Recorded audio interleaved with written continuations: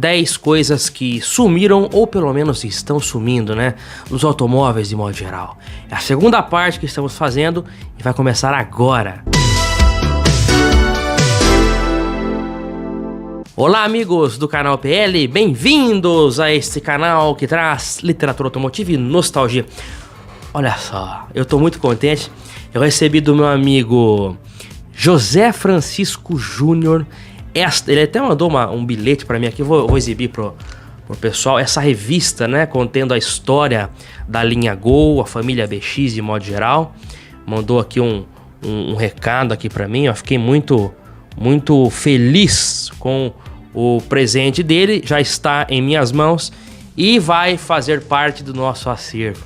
Muito obrigado, José Francisco, um grande abraço a você. Olha, se inscreva no canal se não for inscrito, porque esses vídeos são frequentes aqui.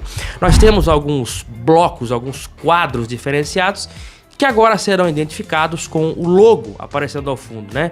Hoje nós estamos fazendo Sessão Nostalgia. Também temos o Flagras na Web, que é este quadro de grande sucesso que traz os flagras mais recentes, bizarros e curiosos quando falamos de automóveis, né? Flagras legais.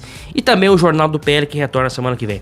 Olha, uma coisa que realmente sumiu, isso aí sumiu mesmo, é o acionamento do lavador do para-brisa manual. Como é que é isso? O pessoal mais novo aí tá acostumado a puxar a alavanquinha lá da alavanca atrás do volante e já sai aquela aguinha no para-brisa, mas até os anos 90, inclusive, ainda existiam veículos que tinham acionamento manual, que era uma bombinha, é isso mesmo, não tinha nada elétrico, uma bombinha que ficava ali, geralmente próximo aos pedais ali, no assoalho do veículo, né? Isso era muito comum na linha Fusca, Volkswagen inteira, Kombi, Chevette, Corcel, ficava ali, ó, no chão. Você pisava e ao pisar, né, era uma bombinha mesmo, manual, né? Havia também um outro sistema mais antigo que era de ar comprimido, que é um botão que você apertava no painel, você literalmente calibrava o reservatório de água. Aliás, por falar nisso, o nosso Fusca tem isso aí. Vou pegar agora, ó. Aê, a mágica da edição. Tá aqui em minhas mãos. Eu tinha até esquecido de pegar isso aqui. Este reservatório aqui é o de ar comprimido. Você nota que aqui tem até um biquinho mesmo, igual de encher pneu de carro, ó. Tá aparecendo na tela aí pra vocês. Olha aqui, você calibrava bem aqui e o ar comprimido causava essa pressão. Haviam esses dois sistemas. Esse aqui é mais antigo, inclusive. Só que sumiu até os anos 70, era bem comum. Aí, a partir dos anos 80, nos carros mais completos, começaram a sair os esguichos elétricos, né? Finalzinho dos anos 70, 77 pra frente, começaram a sair os esguichos elétricos e mais a bombinha, a boa e velha bombinha, perdurou até o começo dos anos 90 ali, em carros mais peladões, como Gol Furgão, por exemplo. Então, hoje já não tem mais, não, isso já foi abandonado, como muitas coisas foram na década de 90, mas é uma coisa realmente que sumiu e é um item que ficou no passado. Vejam agora um item que sumiu recentemente: rodas aro 13. Hoje é até difícil, inclusive, você encontrar determinadas medidas de pneu aro 13. Até o começo dos anos 2010, ainda haviam muitos carros com pneu aro 13. Uno Mille, Celta, que mais? O próprio Gol também, eram carros que saíam com rodas de aro 13. Com o passar do tempo, segunda metade dos anos 2010, os carros cresceram. Você pode notar que os carros cresceram nos últimos anos, isso é inegável. E os carros hoje, se você colocar uma roda 13 num Citroën C3, por exemplo, esse novo, o carro vai ficar muito estranho, porque o próprio design do carro já parece que não aceita mais esse tipo de roda. Hoje as rodas costumam a partir de 14 polegadas para cima, né? 14 nos carros mais básicos e até 15, já estamos na 15. Relatos apontam que até as 14 já está difícil de encontrar em determinadas ocasiões. O pneu aro 13, roda aro 13 é algo que sumiu mesmo. E como eu disse, um dos motivos é o próprio crescimento dos carros. A roda aro 13 fica até estranha em carros modernos. Na década de 80, até carros de luxo saíam com rodas aro 13, carros grandes de luxo, carros sedã. Cito exemplos: Ford Del Rey, Chevrolet Monza, Volkswagen Santana, todos esses três saíam com rodas aro 13 e de liga, inclusive, roda de liga leve. Mas, veja, imagina um sedã hoje com roda aro 13, né? É incabível, porque os carros estão maiores, as caixas de roda já foram desenhadas para receber rodas maiores. Um dos últimos com roda 13 que eu vi, dos mais novos, foi o Fiat Mobi, mas acho que os atuais já nem tem mais, todos já são aro 14. O Renault Kwid é um carro que já sai desde o mais básico, também com a roda de ferro aro 14 já. Então a roda aro 13 é algo que ficou no passado mesmo. Para-choques de ferro. Muitos dizem, né? Para-choque efetivamente para a função de para-choque. Mas na verdade o carro hoje, apesar do para-choque não ter mais aquele visual cromado de ferro ou até preto, né? De ferro também, ele não está mais ali visível, mas o para-choque ainda existe, né? Por trás daquela capa plástica, né? Muitos falam que o carro não tem mais para-choque, é só uma carenagem ali plástica. Na verdade, a carenagem plástica que nós chamamos de para-choque é realmente para fins estéticos, para atender o designer que desenhou o carro. Mas o para-choque mesmo, ele tá por trás ali, geralmente é uma barra de ferro com nenhuma função estética, mas puramente para segurar pancada. Não é à toa que os carros hoje são mais seguros do que os carros antigos, mas o para-choque, como nós víamos na década de 70 e 80, já não existe mais. Ele foi ficando cada vez maior. Vamos ver a cronologia, né? Nos anos 70 você tinha para-choques finos, geralmente cromados, né? Aquele cromo bonito. Nos anos 80 começamos a ter ali para-choques pretos. Acho que o primeiro carro que foi ter um para-choque mais moderno foi o Fiat Uno em 84, um para-choque já plástico. Tinha uma foto, inclusive, de um teste de 84 de um Uno e um Gol da mesma época, e a gente nota que o Uno parece bem mais novo do que o Gol, porque o Gol ainda tinha o para-choque de ferro já preto, mas ainda de ferro lâmina fina, né? Então os para-choques plásticos envolventes, eles traziam a modernidade que os carros precisavam para seguir na década de 80. Os Ford Escort ganhou para-choques envolventes depois de em 87, né?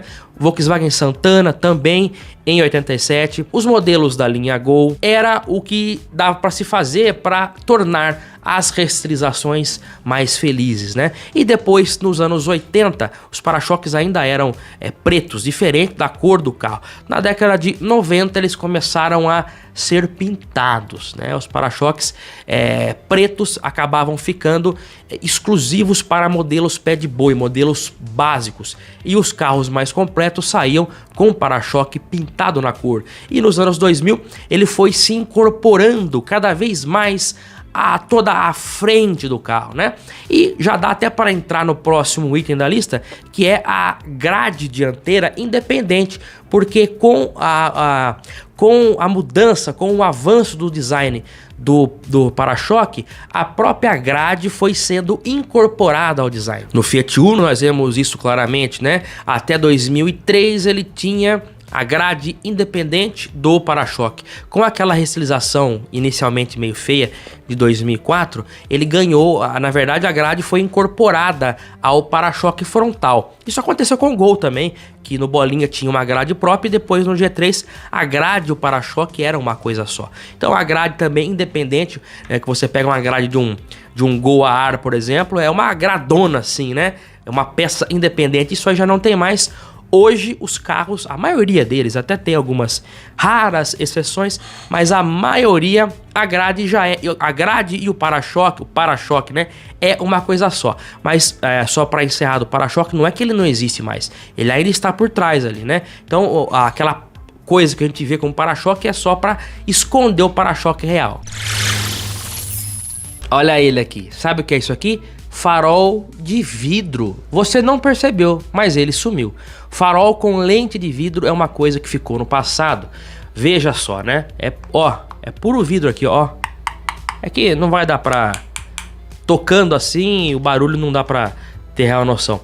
Cibiezão do Gol a ar. Esse aqui eu tô guardando pra colocar no meu ali, porque quando eu comprei o carro ele veio com um CBE original, o outro é um paralelo qualquer de baixa qualidade. Eu vou colocar esse aqui.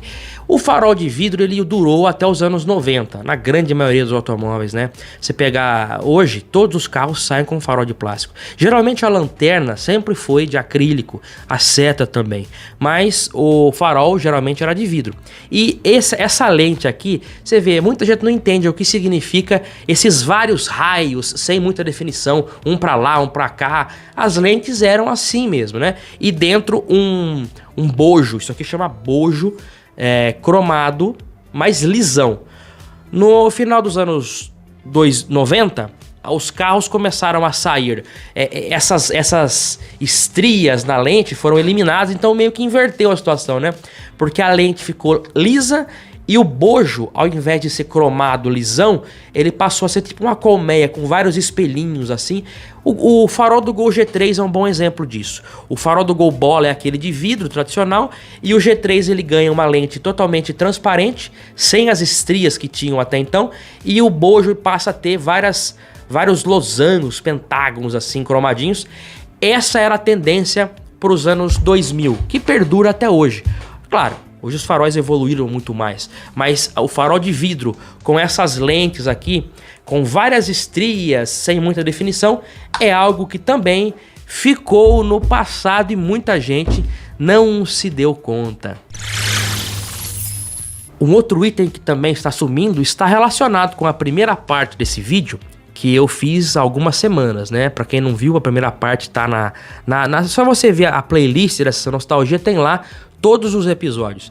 E eu falei de carro sedã duas portas, é algo que não tem mais hoje. Sumiu, carro sedã duas portas, e perua também duas portas, né? Perua sumiu de qualquer jeito. E a janela basculante geralmente era algo que vinha junto com esses carros. Janela basculante é algo que sumiu também, mas ela sumiu não porque ela caiu em desuso, porque a própria carroceria em que ela era usada não é mais comercialmente viável, né?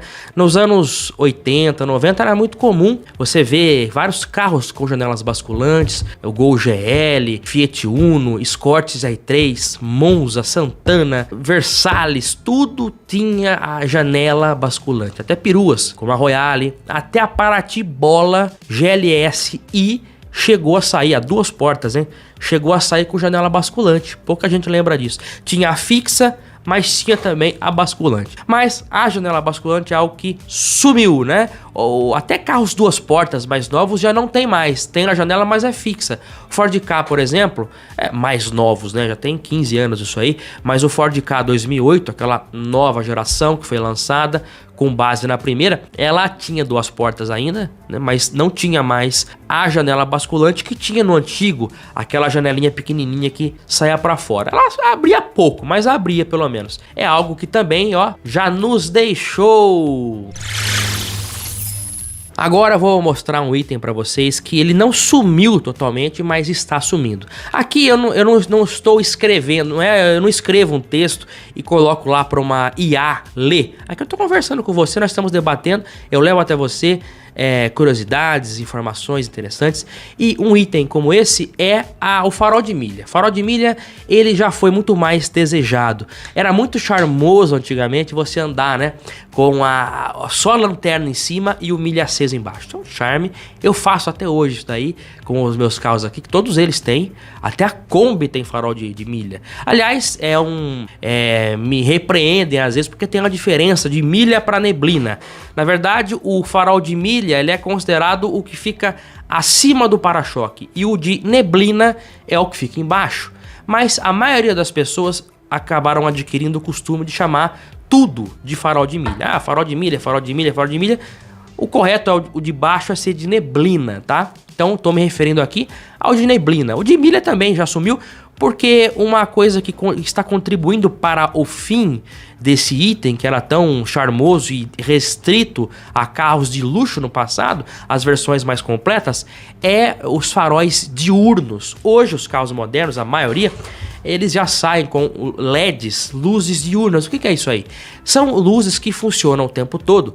Com o carro ligado, ela acende, seja dia ou seja noite. Então, o farol de milha que fica em cima já não é mais tão usado. Os próprios faróis modernos já têm sistemas considerados eficientes o bastante, então não precisa de auxiliar, embora eu ache bonito em carros antigos, é claro. Agora, sobre o de baixo, é a mesma coisa. Os faróis de cima já se tornaram tão eficientes que torna o farol de neblina algo meio inútil do ponto de vista de eficiência de iluminação. Os carros modernos, com os para-choques cada vez mais retilíneos, eles estão deixando de priorizar o farol de neblina. Alguns carros, inclusive, já nem tem mais a lentezinha. Eles estão fracionando as luzes em pequenas colmeias, né? Eu acho feio. É a minha opinião, eu acho feio. Mas é a tendência do momento. Você já percebeu que a gente tá saindo da era dos carros arredondados. Nos anos 80 e 90 a gente tinha carros quadrados, aí começou a ter os arredondados ainda na década de 90, mas hoje a gente vive uma transição para a era dos carros retilíneos, carros retões assim, lógico, não são quadrados como um Lada Laika, por exemplo, da década de 70, mas eles são carros que priorizam linhas retilíneas, cortes abruptos, né? A tendência do momento é essa daí.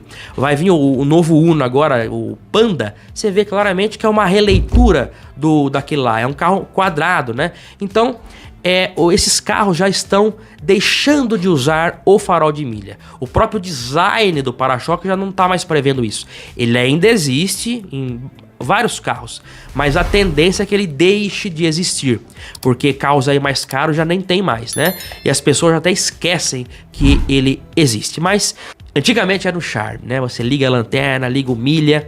Eu acho muito bacana e cabe a nós, entusiastas de carros antigos, continuarmos preservando a história dos faróis de neblina e milha.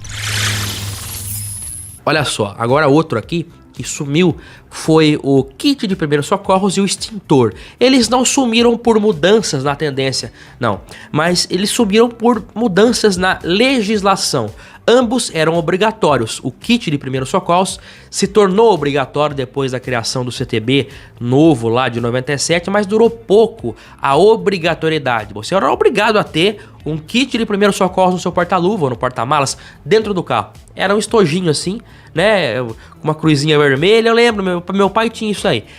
Depois logo deixou de ser obrigatório e caiu em desuso. O extintor, mais recentemente, anos depois, ele deixou de ser obrigatório. Hoje, os carros já nem saem mais com o suporte de extintor. Vira e mexe, volta esse debate aí. Vai voltar a obrigatoriedade do extintor. Vão voltar. Vira e mexe isso daí. A gente parece tonto aqui, né? Mas até agora não voltou. Embora eu ache que o extintor seja importante em carros antigos, tá? É a minha opinião, eu gosto aqui de expressar a minha opinião também para você. Eu acho que o extintor de incêndio é importante. Você que tem uma Kombi, você que tem um Opala, um carro, qualquer carro antigo, né, refrigerados a ar principalmente, é importante você ter um extintor. Uma eventual emergência, você não vai estar desamparado. Claro, num carro 0 km, novo aí o extintor não vai ser assim. Claro, a ideia é ter para não usar, mas eu acho que é importante ter.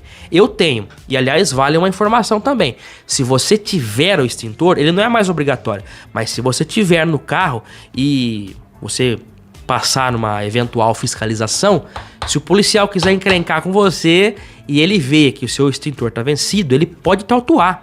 Se você tiver o extintor, ele tem que estar em dia, não pode estar vencido. Se está vencido, tira fora ou põe outro, né? Porque está sujeito à fiscalização, embora eu acho que é meio remota a possibilidade de um policial ir ver a validade do extintor, né? Tem alguns chatos por aí, mas a maioria não vai ver, mas não custa nada se você vê que está vencido, já se precaver, até porque o extintor vencido geralmente não serve nem de nada, muito velho, né? É bom que esteja em dia, tá certo? Vamos girar e vamos pro próximo agora. Relógio digital independente, é isso mesmo, né? Porque eu vou explicar pra você. O relógio, numa época em que não tinha muito recurso o painel de um carro. O que era um painel de um carro na década de 70? Velocímetro, combustível, no caso do Fusca Brasília, temperatura em alguns, muitos também nem temperatura tinha, e o relógio analógico, na verdade, de horas, ele era um acontecimento. Um carro que tinha um relógio era um carro de luxo, né? E depois o relógio evoluiu para digital nos anos 80. Saiu no Opala, muito raro o relógio digital no Opala 79. Saiu no Del Rey, e aí já ganhou até recursos a mais, né? Era relógio, hora, cronômetro e data. Relógio com hora é bom, né? Tô me equivocando aqui. Relógio, data, eu quis dizer. Relógio, data, cronômetro. Nossa, era um computador de bordo da época. Era o máximo aquilo ali. O Monza tinha também, o Santana tinha o relógio. Mas o que sumiu, na verdade, é o relógio como algo mais independente. Porque hoje, o relógio ele é um mero detalhe dentro do computador de bordo, dentro da central multimídia. Muitos carros com central multimídia de tela grande, o reloginho fica no cantinho ali. É um mero detalhe. Mas naquele tempo, que não tinha celular, né? O relógio era algo exclusivo. No Gol GT, Paraty GLS, do console tinha lá o relógio clock, assim, ó, da Volkswagen, né?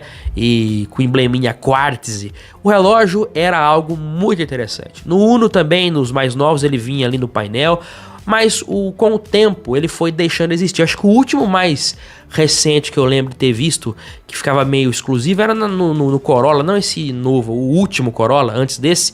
Ele tinha um painel meio conservadorzão, né? Que eu até achava bonito. Eu acho bonito esse painel. E ele tinha lá o reloginho exclusivo. É típico de Toyota. Me agrada bastante, viu? Eu acho bem legal esse relógio aí. Mas hoje ele realmente já é algo que ficou no passado.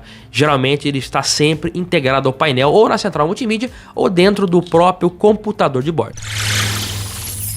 Chegamos na 10ª, eu até embuti mais algumas coisas, são 10 coisas, mas eu falo um pouco mais, e assim a gente toca o barco, o programa tá bem legal. O câmbio manual, ele ainda tá aí, eu sei, tem uma infinidade, mas eu tava notando esses dias, eu tava dirigindo na estrada, e eu comecei a reparar os carros que passavam. Eu começava a tentar adivinhar qual que era manual e qual que era automático. Você consegue saber hoje em dia. Se você vê um Tigo 5, um carro automático. Você vê um Fastback, é um carro automático. Então você consegue ver. Aí você vê um Gol G5, manual, né? Então eu comecei a notar que em determinados lugares a maioria dos carros já são automáticos. Câmbio automático, ó, durante décadas, o câmbio manual ele foi a preferência na balança do consumidor. O câmbio automático ele começou a pesar e hoje ele já é, ó, maioria. Câmbio automático é a maioria. Quem vai trocar um carro hoje prefere câmbio automático. A minha irmã, inclusive, é um exemplo disso. Ela teve até semana passada um Chevrolet Onix 2020 manual. Foi o último manual deles. Agora ela e meu cunhado querem passar para o automático. E vão passar, né? Pegaram um Citroën Basalt. Eu cometi uma gafe com esse carro aí num vídeo recente. Eu falei Renault Basalt, eu confundi, desculpem, eu confundi o Renault com o Citroën, é mais ou menos a mesma coisa pra mim, mas é o Citroën Basalt. Eles pegaram um automático e eles são o exemplo, o retrato do consumidor brasileiro. Quando vai trocar, já tá partindo para um automático. O câmbio automático está se tornando cada vez mais a preferência. E o câmbio manual, ele está ficando restrito a versões básicas, carros de entrada. Isso aí é algo que já aconteceu nos Estados Unidos na década de 60. Lá, desde essa época, o automático já era a preferência, mas sempre houve o manual em versões mais básicas. Hoje, esse retrato está acontecendo no Brasil com décadas de atraso, mas está acontecendo sim, e o câmbio manual hoje está virando minoria, né? Eu acho que foram itens bem legais que nós estamos aqui hoje, né? Tem mais um, quem lembra me veio na cabeça agora aqui, eu nem eu nem coloquei isso, né? Na verdade não é um item original, por isso que não cabe falar, mas o meu amigo Ronei Rocha, ele tava até comentando sobre isso, que é o kit GLP para automóveis. Isso é proibido, inclusive, não é permitido, nunca foi, mas na verdade acho que nem sei se lá no começo acho que não tinha legislação para proibir isso aí, mas é muito perigoso. O pessoal que adaptava gás de cozinha para rodar no carro, carro movido a gás, mas a gás de cozinha, não gás com o cilindrão amarelo. Isso aí é um perigo e era muito comum nos anos 80 e 90. Felizmente é algo que sumiu, né, por própria questão de segurança. O GLP para carro é uma coisa bizarra que também ficou no passado, tá certo? Já vi foto aí de caminhonete com o bujão dentro do cofre do motor, um perigo iminente de explosão, e a pessoa que tava rodando tava correndo risco, né? Bom, eu quero colocar a placa preta no seu carro. Eu quero mesmo, eu quero que você valorize o seu bem. E você pode fazer isso agora comigo aqui do canal, tá? Eu e o meu amigo Renan, nós estamos certificando carros para a placa preta. Carro 95 já pode, tá? Já pode colocar. Mesmo que for 95 modelo 96, já pode colocar porque é 95 a fabricação. E entre em contato, viu? No telefone que tá aparecendo na tela. Você não vai falar diretamente comigo, você vai falar com o Renan, porque ele que faz essa triagem aí para nós, para ver se for alguém aqui da região. Eu vou presencialmente a você e vou fazer a certificação do seu carro. Vai ser um prazer, inclusive. Você vai valorizar o seu auto. Bom, o vídeo de hoje vai ficando por aqui. Eu aguardo vocês no próximo programa com mais curiosidades. Um grande abraço a todos e até lá. Tchau, pessoal!